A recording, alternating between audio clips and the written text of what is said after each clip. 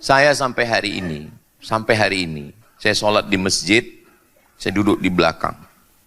Melihat, mohon maaf, ada seorang jamaah yang maaf, kedua tangannya putus. Ini putus, kena kusta. Jari-jari sudah tidak ada. Dia angkat tangannya lama berdoa. Di saat itu yang saya ingat adalah almarhumah ibu saya. Waktu dia bawa saya kecil, saya anak pertama. Kemana-mana saya ini ngikut aja. Dan ketika dia bawa ada walimah, saya ngelihat ada seseorang tamu yang fisiknya kurang sempurna. Ya kita anak kecil ngelihat lama. Terus dia sapu wajah saya, jangan lihat lama-lama, nanti dia malu.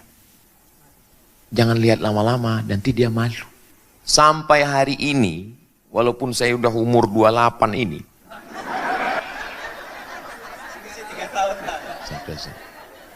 sampai hari ini walaupun sudah setua ini, setiap saya melihat ada hamba Allah yang fisiknya kurang sempurna, itulah yang masuk ke kepala saya. Bukan pesan guru-guru saya waktu di Al-Azhar, bukan pesan waktu guru di pondok, tidak mengecilkan mereka, tapi pendidikan rasa itu.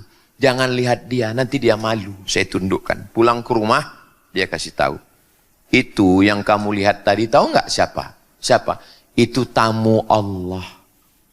Nanti waktu di akhirat, dia nggak pakai sidang dia karena tamu, dia langsung masuk surga.